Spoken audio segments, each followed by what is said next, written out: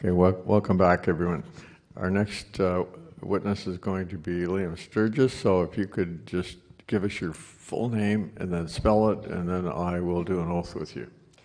Okay, so my name is Liam, L-I-A-M, but my full name is William Sturgess, W-I-L-L-I-A-M, S-T-U-R-G-E-S-S. And do you promise to tell the truth, the whole truth, and nothing but the truth during your testimony? I do.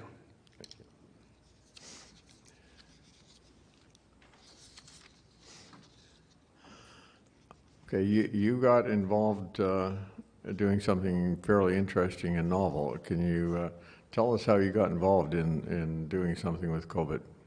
Sure. So, and I want to be clear, I have stories of my own to tell, perhaps another day. I'm going to be focusing on the stories of others. But to get there, just a bit of background. I'm a musician. I grew up in West Vancouver. When COVID hit, I was very afraid. I thought a lot of people were going to die. And over time, noticed that didn't seem to be the case, thankfully. And fast forward to just about 2 years ago, in May 2021, I happened upon a video on YouTube by a group called Panda, or Pandata. And it was a presentation by a gentleman named Nick Hudson, where he was simply going through a number of things about the premise behind the declared pandemic that didn't make sense or were unanswered questions. Then that video disappeared. And I had never seen censorship in action, so that clued me in that there were perhaps other things going on. Very shortly after, I learned about a group called the Canadian COVID Care Alliance and attended one of their first meetings. I learned that this was a group started by doctors, medical professionals who were trying to make a difference in the fight against COVID by sharing accurate, honest, easy-to-access information to keep people healthy. And they were working very hard and needed help, and a call for volunteers was put out, and I applied. And as a musician, not a trained doctor or lawyer or anything, I offered my services in media. So that's how I came to work with the Canadian COVID Care Alliance. I've done lots with various subcommittees and people from all walks of life, like the people you've heard from throughout the NCI, including people I got the chance to watch live here on Tuesday, Matthew Evans-Cockle and Deanna McLeod, and many others. One of the projects that came about became known as a citizens' hearing, which the premise is very similar to the National Citizens Inquiry. In fact, I think it was essentially a predecessor to this event. And what it was, it took place June 22nd to 24th of 2022 in Toronto. And I was asked to come to the event and act as secretary. And that was the first flight I took after the travel mandates were suspended. So that was what led us to that event. Right. So you ended up producing a book, if I'm not mistaken. So tell us how that developed. Sure. So this is the book. And I know it looks like I'm coming here to sell you all copies. That's not quite the focus of why I'm here. But as secretary, I got to sit alongside the panelists, which was that event's version of the commission. Preston Manning, David Ross, and Susan Natche. And I got to take notes the whole time. And I wasn't specifically asked to write a book about it, but it was the clear, logical step as a way to collect as much of the information as possible into a format that was easy to give to friends and family or elected officials who maybe wouldn't open an email. So I benefited from the excellent note-taking, not just my own notes, but others. Maximilian Forte, who's a professor out of Quebec, and Dale Anderson, another volunteer with the CCCA. Combining those with the video footage from the testimonies, I created this written form of the 3-day event. And were these just random accounts that you produced, or did you have some criteria for choosing which ones you did? Or in terms of who testified? well, you've got case studies in your book. I gather there's 60 of them. Yeah. So I wasn't part of planning the event, and I wasn't part of the process of choosing who would testify. Now, everyone who testified, 100% of their testimony are in the book. So no one was sort of sifted out. And again, the range of people and the range of testimonies at the NCI, I think most would agree none of them would be worth excluding. So that was very much the same process here. Sure. Yeah. Could you give us a snapshot of what's in the book? Sure. And I'm not sure if I'll be allowed. I'm hoping to read the names of the participants, maybe at the end. But, and thankfully, interestingly, there's some of the people who testified at a citizens' hearing have now come and also testified here, which is very cool.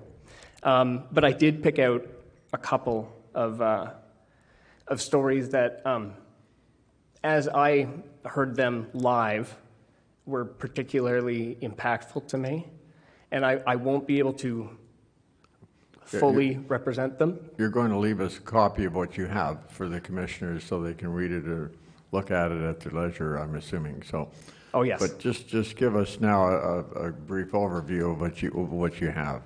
Sure. So the range of people who testified, just like the NCI, there were professionals, experts in scientific fields and law, and then there were the people who were impacted either health-wise or career-wise, socially by the various policies that have been implemented during COVID. Okay. Were they just harms that were cataloged, or did you have any experts like we do? Yes. Okay. Well, and in terms of harm, there were certainly not a lot of benefits cataloged. But yeah, lots of expert testimony. Sure. Yeah. Okay, carry on. Can I have this? Is that possible? Yes? Cool. Dry mouth. The lights do that. Okay, so like I said, I picked just a couple I thought I'd mention that I thought were interesting. One was related to injury from frequent mask wearing. Do you mind if I summarize very quickly? Sure. So this was a story of Janina Krinke and her husband Brian, who shared the story of their daughter, Chloe, who, 14 years old, had just started in competitive cheer. Now, my sister was a cheerleader, so I know from personal experience cheer is tremendously intense physically. It's quite dangerous as well, I think. But basically, because this was taking place, she was entering cheer during COVID. There were mask mandates in place, and she was made to wear a mask for the entirety of her high-intensity training.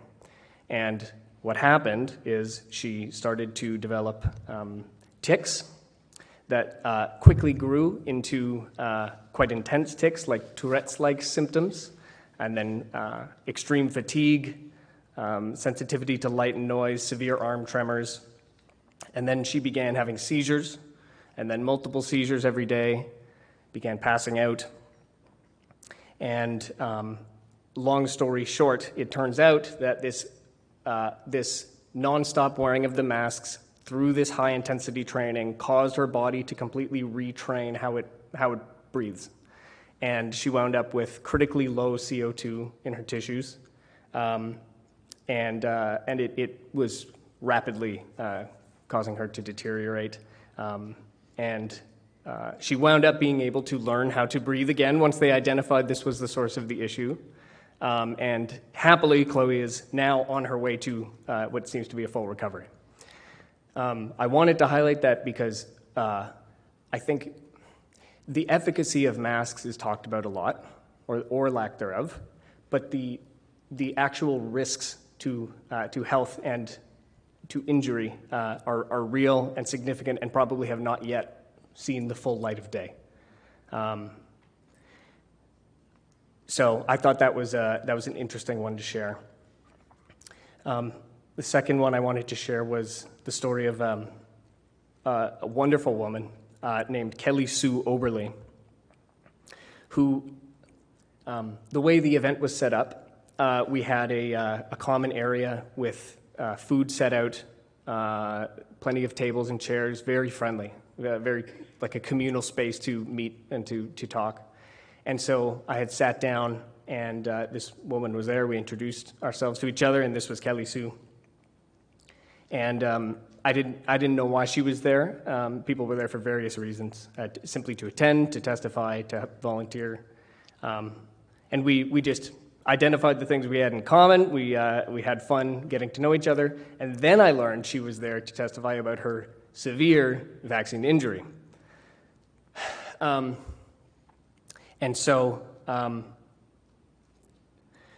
she had taken the first dose, lost feeling in her leg, figured it was just her shoes being too tight, so she would frequently change her shoes, but it didn't get any better. Turns out she had a series of blood clots in that leg, and then started experiencing strokes, which came, it seems, every 2 weeks or so she would have a stroke, which is intense. And she, as I've heard others say, even in their older age, in their 70s, very active people who suddenly can no longer do the things they love, like running or even driving, in the case of Kelly Sue. But concluding her testimony, she had shared that she had one instance where she woke up on her couch at home and couldn't remember who she was, where she was, or, as she put it, if she belonged to anybody. And luckily, a friend of hers came for some reason and found her and saved her from being trapped on the couch forever. But now she carries a note in her pocket that says, "You are Kelly Sue Oberle," followed by her address and phone number, and the message, "I belong to somebody and I matter." And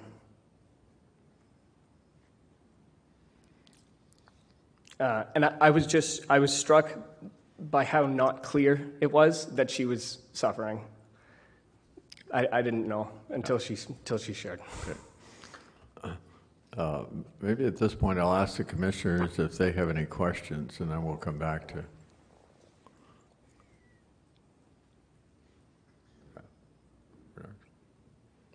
No questions? Okay. Well, okay. If you have one more interesting one for us, and I think then we'll wrap up and leave you. We'll let the commissioners have a look at your book afterwards. Wonderful. Okay. So I do have one more that I'll share, and then I have one or two thoughts that I want to introduce. So the last one, and it is upsetting.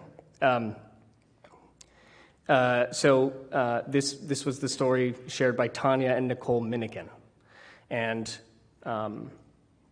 Nicole, her sister Deanna, had taken the shot in 2021, and within I think a week suffered her first seizure. They then kept getting worse, and she wound up dying. But then Nicole, the second of the two sisters, she was pregnant at the time that she took the shot, and that was on advice by her doctor.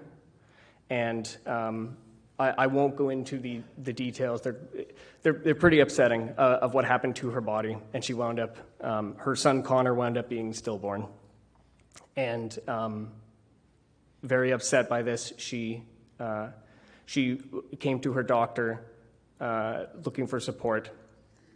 But her doctor told her that, and everyone she talked to told her it was simply not possible for the COVID-19 vaccines to have any effect at all on pregnancy. That was what she was told. And then when Nicole brought this to her doctor specifically, he accused her of aggressive behavior and told her that she had earned one strike. which is just an odd thing to say to somebody, especially in such a dire circumstance. And furthermore, that she would need to take a second dose of the COVID vaccine in order to continue as a patient of this particular doctor. She did manage to get pregnant again, which is excellent. I have heard that perhaps that pregnancy was also, it didn't work out, which is very upsetting. So I wanted to offer that the reason it was suggested that I come and present this report to the NCI was this event was sort of a predecessor to this one, and there will be, I assume, more events like this, maybe put on by some of the same people, maybe different people, hopefully many different groups of people. And what will happen, I think, is more and more of these stories will come out, and simply because of lack of time, just practically, not every story will always be able to be included again. I'm not sure a database of stories is strictly the solution, but I wanted to use this opportunity to keep some of the names of these people on the official record of the NCI, to sort of, to the extent I can, be an ambassador for the 60 testimonies we had here, and hope they can contribute to the NCI's larger mission. Yeah. Are there any final questions from the commissioners? Yeah, Dr. Massey. Well, thank you very much for your involvement in the CCCA and putting together all these stories. So you've witnessed all of the testimony at the first hearing of the CCCA, and you must have spent a little bit of time listening at some of the testimony from the NCI. So my first question is, what kind of impact can you measure from the first hearing that took place in Toronto last year? Have you seen something coming out of it that had made an impact around you or in society? Well, from my perspective, and just strictly from my perspective, the fact that this national citizens inquiry is on right now is a tremendous sign that this worked at some level.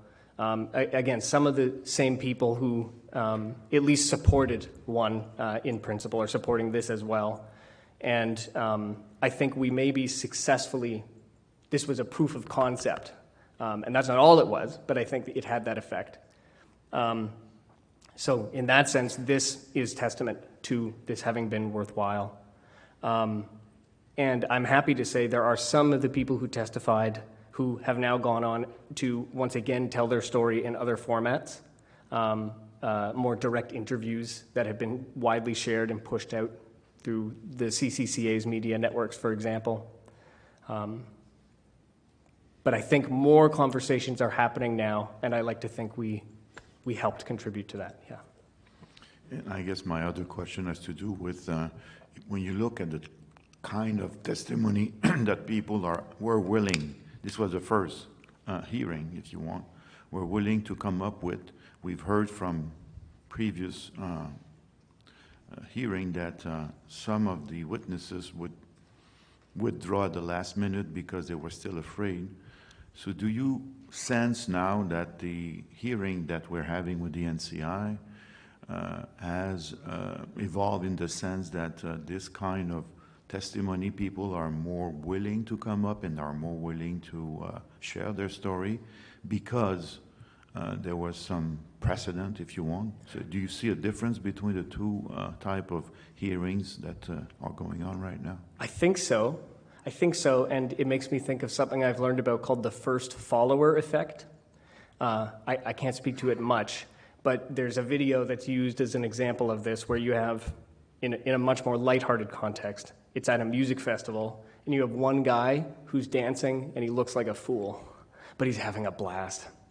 And everyone's sort of not sure what to do, and then the first person gets up and starts dancing with him. And then the next person, and the next person, and the next person, and then very quickly you have a flood of people. And there's the festival now. So I think probably something like that is the case. You see somebody who becomes then a role model. Well, if that person was brave enough to do this, then I certainly am as well. Or even if I'm not sure if I am, perhaps now I'm willing to take that risk. And you see the narrative, the acceptable narrative, what you can talk about in to larger audiences is as well becoming slightly more friendly. So it may be both of those things. Thank Yes. you. I think you're an example of exactly how just about anybody can get involved in this type of a problem and how they should. So on behalf of the National Citizens Inquiry, I want to thank you very much for your testimony and for your work. Thank you. I have one request before I go. Would it be acceptable for me to simply read the list, the names of the people who participated in the first one? No, let's just enter it. Sorry? No, let's just enter it as part of the... Yeah. Wonderful. I think we have a limited amount of time, so I think we'll just enter it and allow the commissioners to read your work. Fantastic. Yep. Thank you so much. Thank you.